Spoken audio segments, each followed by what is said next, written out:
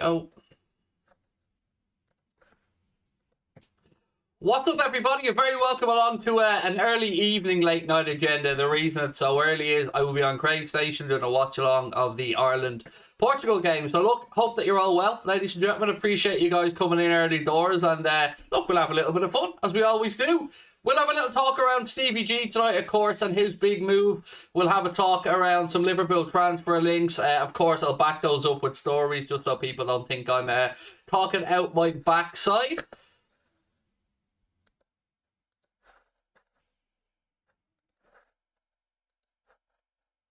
Sorry, folks, just got to clear something up in the chat. But as always, proud to say we are brought to you with thanks to the wonderful people at manscaped.com. And look, Christmas is coming. The weeks are going by. Before we know it, ladies and gentlemen, it will be here. If you are looking to get that loved one in your life, that male loved one in your life in this particular circumstance, make sure you check out manscaped.com. They've got the all-new Performance Package 4.0, featuring the Lawnmower 4.0, the Weed Whacker.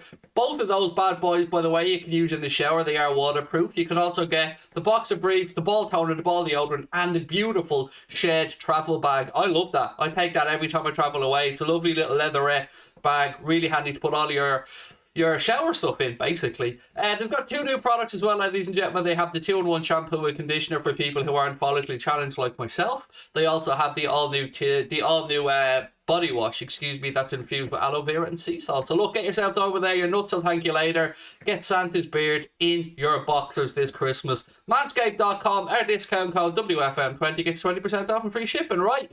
Ladies and gentlemen, what do we want to start off? Will we talk about Stevie G? Will we talk about Jurgen Klopp's previous comments that Steven Gerrard should, maybe could, maybe will be the man to step up at Liverpool? I have to say, first and foremost, right, I think this is an absolutely quality move for Steven Gerrard. Now, there will, of course, be Rangers fans that are upset with their manager leaving. I get that. I appreciate that. I respect that. But from a Liverpool-centric, selfish point of view, like James was saying last night in the stream that we were doing, it's almost like a case study for Liverpool fans to see how Steven Gerrard, Gary McAllister, and the rest of the lads will get on in the Premier League. So I'm genuinely intrigued by it, ladies and gentlemen. Let's bring up Jurgen Klopp's comments first, shall we, on Steven Gerrard, because I always like to read anything Klopp has to say in these type of things. So these are comments back in 2019 when Jurgen Klopp was asked about who would potentially come into Liverpool to succeed him. This is what he said. Kenny and Stevie have been a really big support to me from day one. Second, my position as a manager has nothing to do with the people around me. If Liverpool were to sack me tomorrow, then maybe Kenny would be first choice to replace me, but they would probably bring Stevie down from Glasgow. If you ask who should follow me, I'd say Stevie. I help him whenever I can. If someone gets your job, it's not about them, it's about you not being good enough. I'm old enough to know that I give this job everything. I'm not a genius, I'm not perfect, but I give the club 100%. If that's enough, great. If it's not, then it's just the problem of the situation. I'm not jealous, I'm not skeptical, I'm completely open. If you want my help, you'll get it. My family often think that I'm too quick to open up, but I think being the other way is a waste of time. I love life, I love my job, I like people, and that's how it is. I love those words from Jurgen Klopp on Stevie G and on his outlook in life in general, because I think he's spot on. If you can help somebody, why not? Go out of your way, try and help somebody. I love it. And I love the fact that even back then in 2019, when Stevie was only really starting out with Rangers, Klopp was still looking ahead. And look, for me, this makes it even more likely that Steven Gerrard will eventually succeed Jurgen Klopp. But he has a difficult job on his hands with a very good club in Aston Villa. So I am intrigued to see how he gets on. What's happening with the World Cup, said Big Man. So again, I've got some information on that one. I will... Oh, shit, it's on my phone. 1 second. I'll get it up for you now, mate. So many different messages on my phone right now. 1 second. I'll get the information for you, dude. Sorry. I wasn't expecting to be asked about the World Cup, but I do have it here for you, so bear with me 2 seconds. Where is it? Where's the Ah, there it is. Sorry, I was scrolling through about 15 WhatsApp groups here because I know somebody had sent one into me, and you know, things are never where you want them to be. Wait, where is it? Here we go. Perfect. Right, so the Premier League have released a statement regarding next season. So talking about the break that's going to be enforced on the league because of the Winter World Cup. So the Premier League season next year will start on the 6th of August and finish on May 28th. There will be a mid-season break between the 14th of November and the 26th of December to accommodate the FIFA World Cup in Qatar in 2022, and the league will then resume on the 26th of September, 8 days after the World Cup final. So that's where we are with regards to the World Cup, ladies and gentlemen, next year, and its impact on the Premier League. It's not great. We knew it was coming, but we didn't know it was coming when the World Cup was awarded to Qatar. Of course, we were told it was going to be a summer tournament. It was since changed. And look, there's nothing we can really do about it, is it? It's going to be a massive headache for every club, every Premier League manager, every European manager next season, knowing that their players are going to be traipsing off halfway through a season. And yeah, it's not great. But look, we'll move on and we'll do what we can do. Are you streaming the Ireland game? Yes, but not on this channel. On Craig's station, and I will be on there from 7:30. But yeah, we'll be doing the Ireland game, but not on here. Stevie has a top squad to work with, said AS. The attacking talent alone is quality. I agree. I think I look at that Aston Villa group, particularly the players that were brought in. Leon Bailey, if he can get Leon Bailey to stay fit, because he's been unlucky with injuries since he came in there to Villa. Obviously, John McGinn, I think, is probably the one who will benefit the most out of working with Steven Gerrard and Gary McAllister, because, you know, Steven Gerrard spoke about the impact McAllister had on his career as a midfielder, and no doubt they will pass that wisdom on to John McGinn, who's already an absolutely fine footballer. So, yeah, it's going to be interesting. And look, I understand why Rangers fans would be pissed off. Of course I would, absolutely. If your manager left to go elsewhere, it's only natural you'd feel that way. But for Villa fans, what I would say is there probably got to be a lot of trepidation, a lot of worries, a lot of the unknown with Aston Villa fans right now. But I'd say is this man will leave no stone unturned. Steven Gerrard doesn't do things in half measures. So I think it's a good job. I think it's a good fit. Obviously, the Christian Purslow link there from Steven Gerrard and Christian Perslow's time at Liverpool. And I think Christian Purslow spoke about it and said one of the attributes that he liked about Steven Gerrard, or one of the parts of his CV that he liked, was the fact that he was working with the Liverpool academy system before he went up to Rangers and was helping to bring players through. And that's something that obviously Aston Villa will be looking to do there, as well as sprinkling a talent from the transfer market. So I think it's a good move for Steven Gerrard. I think it's a great move for the Premier League to have Steven Gerrard involved. And I wish him all the best, except when we play Aston Villa, of course, when, you know, we're going to want the points, aren't we? He'll pass it on to McGinn and then to Bellingham, said Quinch. I like that, mate. Well played, sir. Well played. We do hope that's the case, yes, but look, we won't get too carried away with it. Now, I'm going to move quick today because, you know, there's lots of stuff I want to get through, but, you know, I love a bullshit transfer rumour. You know, there's one that always winds me up a little bit. Well, today, going through the rounds, doing the paper rounds, there was one that I picked out that, fair to say, you guys will know where I'm going with this very quickly, but let me just grab it up on screen here so I can read it out to you. So, the title of the article is, and I can't believe I'm about to utter these words, but bear with me, Jurgen Klopp completely trusts Eden Hazard amid Liverpool links. Liverpool continue to be linked with a move for Eden Hazard.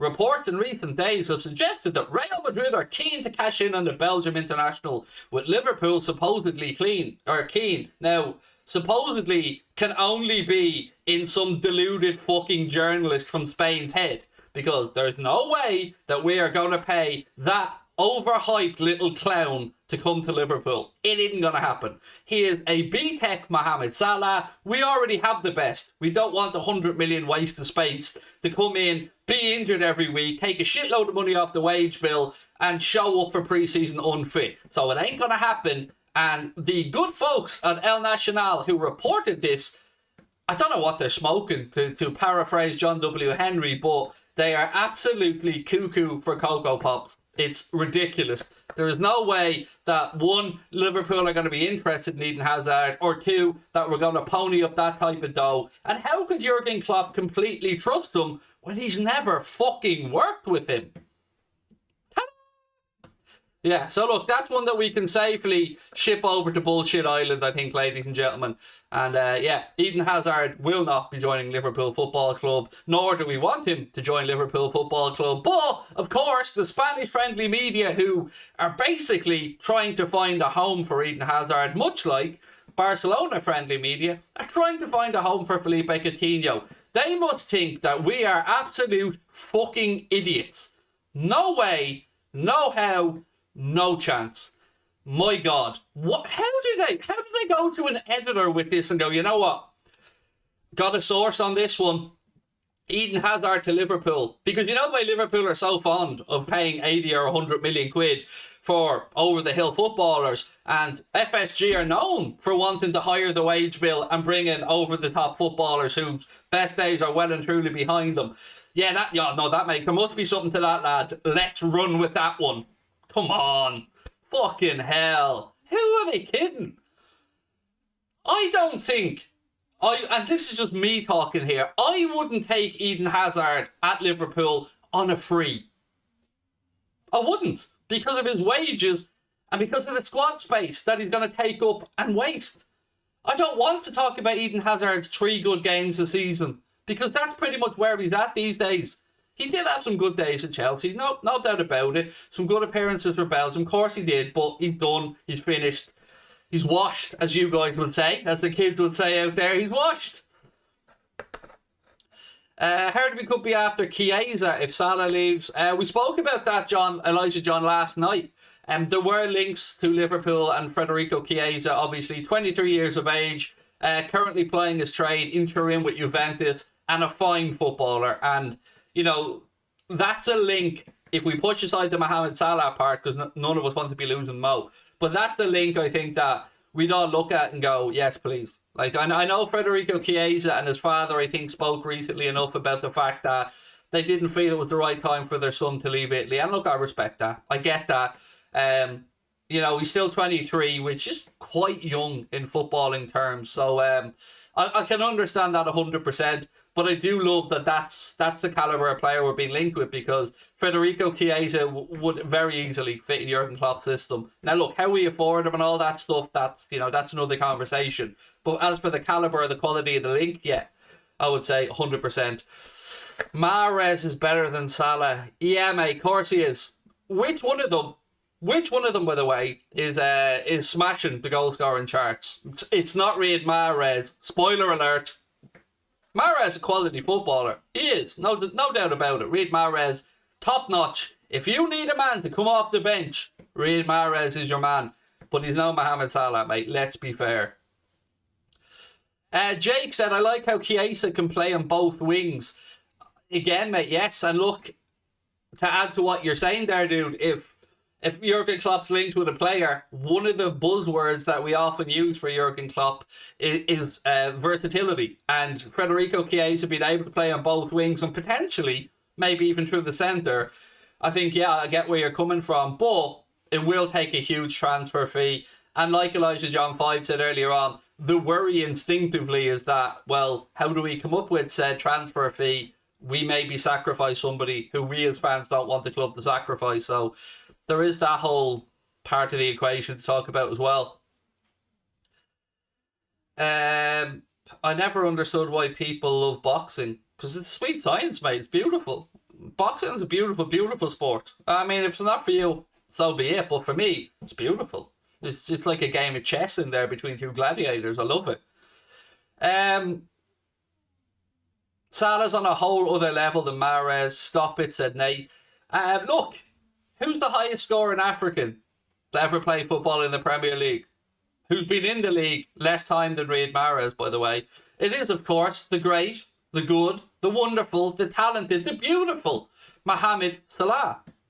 That's the end of the conversation there, I think. Chiesa is another Immobile. No, he's not. No, he's not. I'm sorry. I watched enough of Immobile at Lazio to know that Chiesa is a level above Ciro Immobile. He's like a one league player, I would say. Very effective, obviously, for Lazio. But look, my opinion is Chiesa is streets above Immobile. That's just my opinion.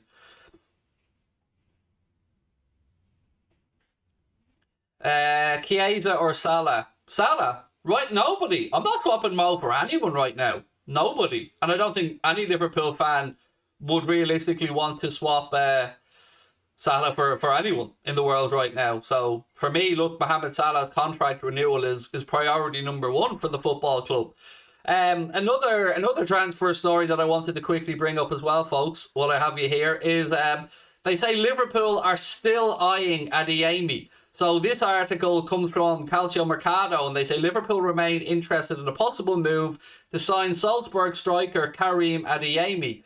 Calcio Mercato report that Inter, Liverpool and Leipzig would like to sign Adeyemi in the 2022 transfer window, but Sevilla have now begun working to secure a January transfer. Adeyemi has scored 15 goals and provided 2 assists in 22 appearances across all competitions this season. Now, this kind of plays back into what I spoke about maybe a week ago, where the Adeyemi family seem to be doing the rounds around Europe, listening to different clubs, listening to what they have to say. So it does look like he is set up for a move. Now, whether that move takes place in January or whether that move takes place in the summer, look, that remains to be seen. But it does look like Adeyemi is going to be moving clubs.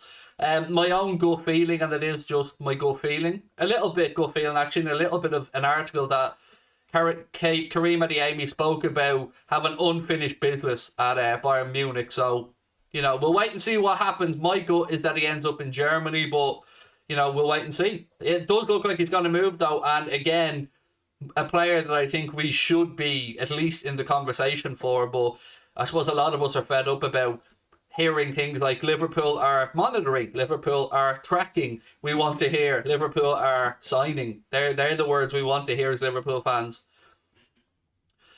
What's your score prediction for Ireland versus Jota Aldo? Is that what you're trying to say? I don't understand this Brunaldo nonsense. I mean, clearly Diogo Jota, the best player in the Portuguese team by a country mile. And I don't know, mate. I've no idea what to expect. I mean, I was very proud of the way Ireland played against Portugal over in Portugal. I thought we should have won that game in all honesty, but look, I've no idea what to expect tonight. Josh Crouch said, I'm worried he'll end up in Germany. I follow a bit of German football, and Bayern and Leverkusen are sniffing. And Dortmund, mate. You can add Dortmund to that list as well. But you're right. I think he'll end up in Germany as well, Josh. That's the vibe I've been getting from all the articles that I've read. What do you think about Jesse Marsch Leipzig as a potential future Liverpool manager, said Steve Jackson? Yeah, look, Jesse Marsch, formerly the Salzburg manager, who has replaced Julian Nagelsmann as the Leipzig coach, a very good coach. And again, I can see why you would make the link, mate. Jurgen Klopp himself has said that, the style of football played by the Red Bull clubs isn't a million miles away. Ralph Rangnick's style and that pressing, high-intensity style, it's very similar to the way we play at Liverpool. So, yeah, I can see why you'd make the suggestion, mate. I think it's important we see how he gets on at Leipzig. But there is no... I was saying this to Jack and to James last night. There's no real shortage of quality, up-and-coming, good young managers, which is very heartening for the game, because you look around, you see Julian Nagelsmann, you see Steven Gerrard as an example, you see Graham Potter, you see Thomas Frank, you see what we spoke about, Jesse Marsch, there's Ten Hag. There's no shortage of managers that we could look at down the line, but I don't want to even think about 2024 yet. I don't. I keep talking about being like an ostrich burying my head in the sand, and that's kind of where I am. Would you swap Mane for Chiesa? Yes, I would. Because I'll tell you why. And it's not because I don't like Sadio Mane, and it's not because I don't rate Sadio Mane. Sadio Mane is quality. But the reason I would is I think at some point in the near future... Sorry, I just have to click something off my screen here. Sorry. At some point in the near future, I think we are going to have to look at the age profile and, of course, the contract situation of the front three. Because as it currently sits, Bobby Firmino, Sadio Mane and Mohamed Salah, all of their contracts run out in 18 months' time. All of them. So I don't want Sadio to go. But if it means freshening up the attack a little bit and having to sacrifice one of the players for Chiesa, like you've said, I would, but I don't want him to go. I want to make that clear. But we can't, I suppose we can't allow sentiments to rule us forever, because, you know, these guys are all getting on in years and we need to refresh the age profile of our attack a little bit. But I suppose the right time to do that, very difficult to know. I think the contract situation, I've always said this, will give us an indication. You know, we know the club are trying to renew Mohamed Salah's contract, so obviously he seems to be a priority. But we haven't heard as much around Sadio Mane and Bobby Firmino, which I don't know what to make of that, to be honest with you. You know, because let's say we get to the end of this current campaign and we sign Mo down on the new deal, which would be great. You know, going into 1 year left on both Sadio Mane and Bobby Firmino's contract, you would imagine one of them will move at least. I mean, whether we want, you know, we might want to have the conversation, but the contract will force it. Do you think we might start seeing managers who weren't previously professional footballers potentially given a second chance? Definitely. Loads of people that happens, mate, or people who don't play football at a very high level. For instance, Arsene Wenger never really played football at a high level. Klopp didn't really play at a high level. Jose Mourinho started out as a translator for Bobby Robson at Barcelona. Obviously, he did all his badges and learned his coaching and turned out to be a fantastic manager, but there's a lot of managers who didn't play at the highest level. Craig, thoughts? So United want to sign Rodgers, but I think we take Rodgers till the summer, then get Ten Hag. Making Rodgers the director of football would be the best thing. Brendan Rodgers wouldn't want a director of football role. He's too young for a director of football role. And if Brendan Rodgers was to leave Leicester City, a club where he's in a very secure position with very good owners, with a good profile of squad, with a lot of support from the board and the fan base, you know, if he goes to United, fair enough. But I don't think he's going to go to United knowing that in 6 months' time, Ten Hag's coming in from Ajax and he's getting moved upstairs. I can't see that being a move that Brendan Rodgers will be happy with at all, to be honest.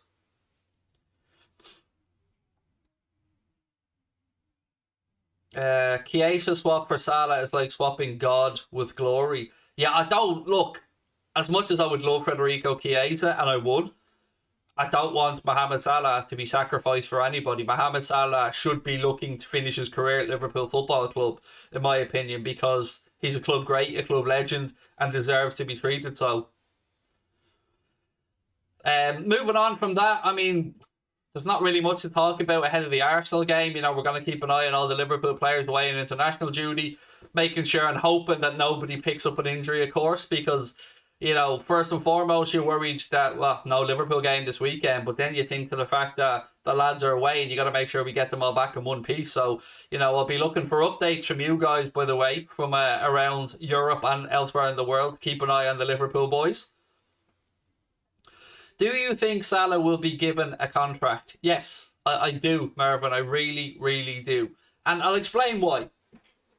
Could you move him on and sell him? Yeah, of course you could. No problem there. But for Liverpool, if we sold Mohamed Salah, and he's not going to be sold in January, so it would be at the end of the season. So let's say Liverpool get to a point where FSG say, we're going to sell Mohamed Salah. So they're going to sell him at the end of this season then, which would mean he's got 1 year left on his contract, meaning they won't recognise the full value. They'll get a good price for him, but not his full market value, because his contractual situation would mean we'll take a hit on whatever his full market value would be.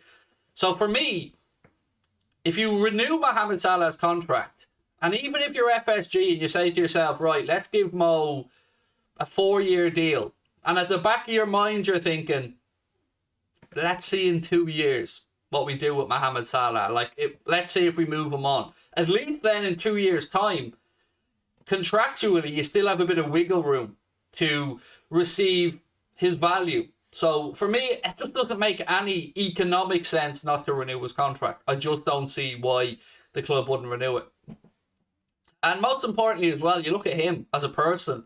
He looks settled, he looks happy, he's in fine condition. His form has been brilliant this season. He hasn't let his contractual situation impact on the way he's been playing. And every indication that he's given to the Liverpool fan base, be it the way he celebrates a goal, the way he speaks in interviews, always speaks about knowing and recognising how much he's loved by Liverpool fans. So I don't think he'd want to go anywhere. I don't see who he'd move to right now in the world that would be a step up from Liverpool, really. Like, would he move to PSG? Would he want to play in the French league week in and week out? I don't think he would, you know. And you could say he might go to PSG to try and win a Champions League, fair enough, but I think he's a better chance of doing that at Liverpool. You know, Real Madrid, they have their eyes firmly fixed on Haaland and Mbappe at the minute, so I don't think Mohamed Salah's going to be on their radar. Barca quite simply couldn't afford him. Xavi has a rebuilding job to go on there at the minute, so they couldn't afford him. So I don't know where else he ends up.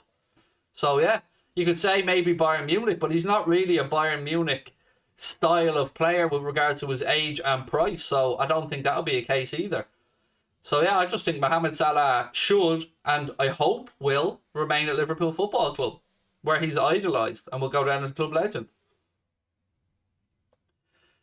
Craig, do you think we'll sign anyone in January? I don't, Michael. But last night, you know, there was a difference of opinion on our stream. Jack believed that we would sign somebody in January. I hope we do. Don't get me wrong. We definitely need to bring in a midfielder, and I think we're light in attack as well. Obviously, even allowing for the AFCON, I think we're still light in attack. So yeah, I don't think so, but I hope so. Do you think Ronald's arrival, I think he meant Ronaldo's arrival at Man United, despite his success, has diverted the club from trying to fix their true problems? Yes, I do. Like, I don't understand the Ronaldo signing at Manchester United. Was it purely to try and stop Manchester City? It's a fucking expensive cock block, if that was the case. I don't see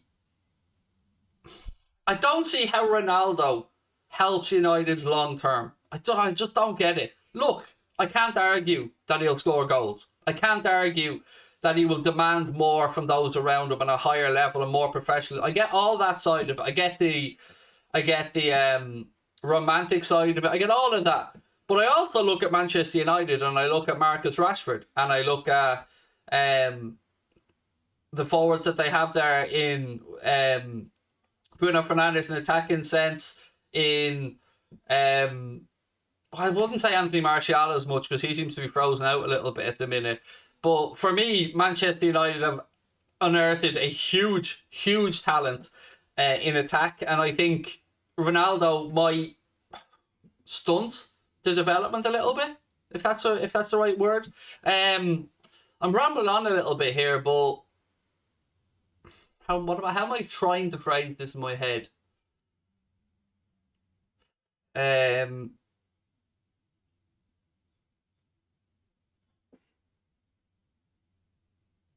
Sorry, I'm drawing a blank here and I'm trying to dig myself out of this hole. Yeah, let me come back to this. I'm going around in a circle in my head. Sorry, I'll come back to it in a sec. I'll rethink it. No, I can't let this go. Sorry, I have to get it right.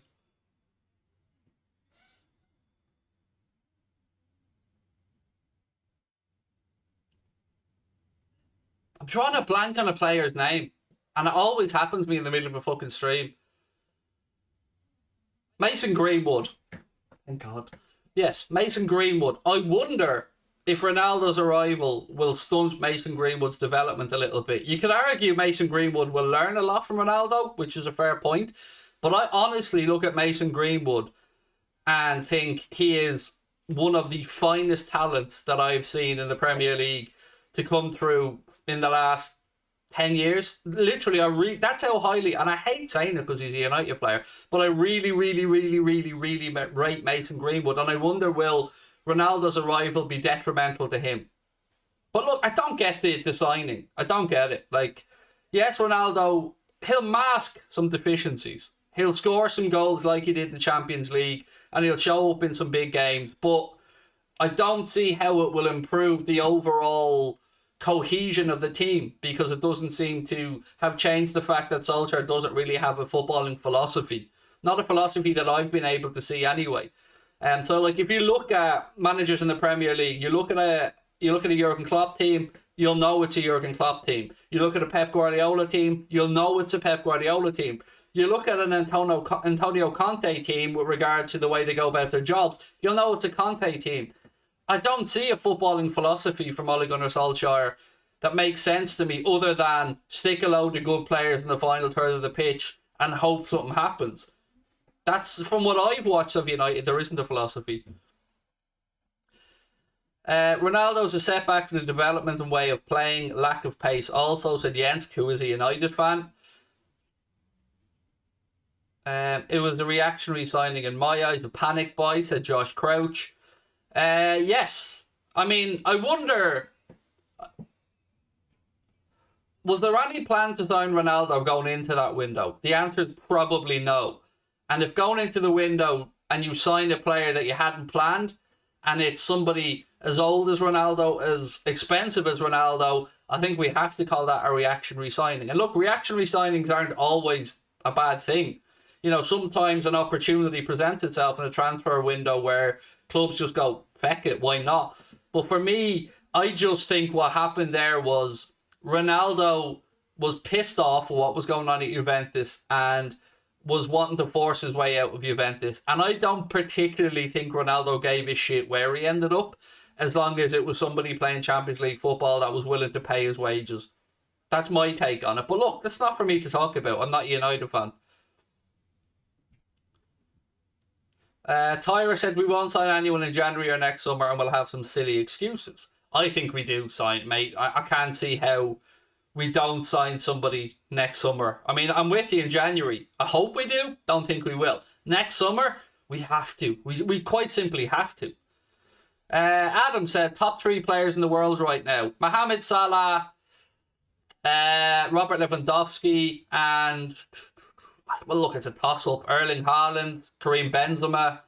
You know, there's a lot of players in attack right now doing bits, and I'm aware that often at times we're blinded by looking for attacking players because they score goals. They're the big sexy moments, but I honestly think at the moment probably the fair answer.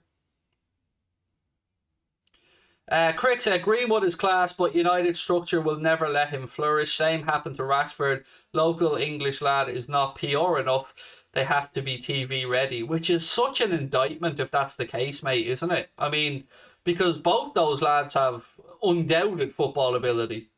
And, you know, I think we look at the generation of English talent that's coming through or that is currently playing its trade, and it's pretty damn good. Do you know what I mean? Between the lads you've spoken about there, between Mason Mount, between Phil Foden, between Saka, between Curtis Jones, between... Look, you could name another 10 or 15 young English players coming through. The levels are just up here. I agree. I think we'll sign next summer, but it does worry me because we bought one player this summer where we thought we'd get 2 midfielders and a forward. Yes, Josh. No argument for me, mate. None. You're spot on. You know, we spoke about United not addressing what needed to be addressed. For us, I think it's almost even worse because we know that we shit the bed by not replacing Lovren. Like, that came back to haunt us, and we almost missed out on Champions League football because of it. And this season, dare I say, we go into the midfield situation. We knew the lads were going off to the AFCON, so we knew we were losing some attackers one way or the other, and we didn't resolve that scenario. And now our midfield is starting to look a little bit thin. And yes, you're right, we didn't replace Gini Wijnaldum. And what's really annoying about that is that no matter what you say, if you're a Liverpool fan that thinks Gini was shit last season, I'm not one of them. But if you are one of them, what you can't argue against are the minutes and the availability that he was there for Jurgen Klopp. And that's what we're missing this season. We're missing that bulletproof mentality, that injury-free player, that whether you think he's good enough or whether you think that he's at the level he could be or not, is tactically aware, is fit, is experienced, and can do a job. We don't have enough of that, in my opinion, this season. You know, we're looking at a midfield again, maybe coming up next weekend against Arsenal. Jordan Henderson, perhaps, let's say Thiago Alcantara and Fabinho. Great midfield, but no fucking cohesion because they haven't played enough together. And that's the big problem for us. Can you read my super chat? I didn't see it, mate. My apologies. Khalid said Gus Hill, Cody. I don't know who the fuck that. Cody Gakpo are worth a look in January. Gus Hill and Cody Gakpo. Thank you, Khalid. I've no idea who the hell they are, but appreciate the super chat, mate. Appreciate your input. And apologies that I missed it, dude. I didn't do it intentionally. That just shows how underrated Genie was and is. Jonathan, yeah, look, I don't understand why... I didn't understand some of the abuse, let's be quite frank, abuse that Genie received last season from some people. I never got it. I'd still, to this day, hold Genie Wijnaldum in the highest of regard. Cody Gakpo is a winger at PSV. Thank you for that, Tobias. Genuinely, I'd never heard of the lad, but I appreciate... Look, I love learning. I love being informed about certain young up-and-coming players that are worth keeping an eye on. So thank you to Tobias. Thank you to Khaled as well. Appreciate that. 22 years of age. Nice one. Thiago, great but very fragile. Said Inglesy 001. Yeah, I would agree. On both counts. He is and is. Scotty said, Craig, keep an eye on Turnbull from Celtic. Maybe one for 6 or 7 years. I do actually know who Turnbull is, Scotty. Interesting. I'm quite proud of knowing that one, but yeah, I do.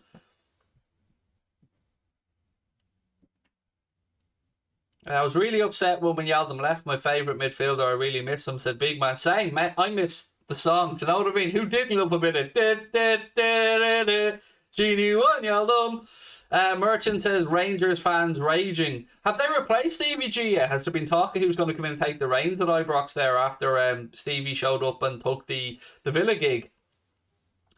Elijah John 5 said, always thought Genie saved his best form for his country. Sometimes I had to check if he was even on the pitch. Look, I think for the Netherlands, Genie certainly seemed to be deployed in a more attacking role. I think, you know, Jurgen Klopp, although Genie could play to somewhat the 6, he could play as the 8, and he could play as the 10. He seemed to play more towards the 10 role for the Netherlands, whereas for us he was somewhere between a 6 and an 8 probably. Is there a chance of Genie coming back to Liverpool? No. I don't. We may never know the real reason why Genie Wijnaldum didn't sign on again at Liverpool. I hope we find out. You know, we all have our own thoughts about what it is. And to be honest, my thoughts would side with Genie Wijnaldum. If I'm being brutally honest with you, I think that there was some shithousery from the club and they lowballed the shit out of him. And I don't pin that blame on Jurgen Klopp, by the way. I'm talking, you know, up higher than Klopp. Just again, to repeat to everyone again, I'm aware some people may not have watched last night. So Michael Edwards is 100% stepping down from his role at Liverpool at the end of the current season, and Julian Ward is going to step up and replace Michael Edwards. Julian Ward has been working alongside Michael Edwards for the last year or so, and yes, he will be taking the reins as sporting director when Michael Edwards moves on. Where he goes yet, I don't know. We all miss Sheridan. I don't miss Shaqiri in the slightest, to be honest with you. I thought it was a punt worth taking when we signed him with the release clause or the relegation clause, and flashing moments of brilliance, but nowhere near enough consistency for me in his time at Liverpool, and far too many calf injuries and muscle injuries.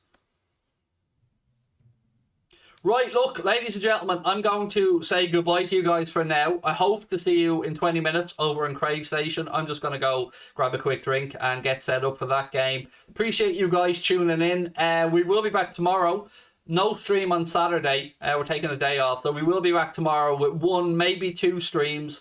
Good news before we go off, and don't go anywhere because I've got some good news for you. Proud to say that we've signed up Mr. James Redmond to an even better deal at Anfield Agenda, and you're going to be seeing a lot more of James Redmond. James is going to be doing 4 hours worth of content with us now a week. We've loved having James on board as part of the team. We think he's fit into what we do perfectly. We think the lad's talent is undeniable. I want to personally, on a personal level, I'd like to try and help James progress his career as much as I can, because I really, really rate the kid. I really rate his humility, his banter, his football and knowledge, his presence in front of a camera, and most importantly, he's fitted into our team so well. So that's the great news. James is defo on Team Anfield agenda now. He's going to be hosting a couple of shows on his own as well, because I'm well aware you're all sick of looking at me. So Mr. James Redmond will be doing some bits on his own. Jack will be doing some shows on his own. And of course, on top of that, we've got the legends that are Paddy Murphy, Chris Stonage, Carl from Nothing But Reds, and Steve Bland as well. So more content. That's what you're going to be getting, folks. More content. And myself, James Redmond, and Jack Gill are going to be the faces of Anfield Agenda. So lots of love to all of you. See you guys soon. And up the Reds. Don't forget, manscaped.com, WFM20, 20% off.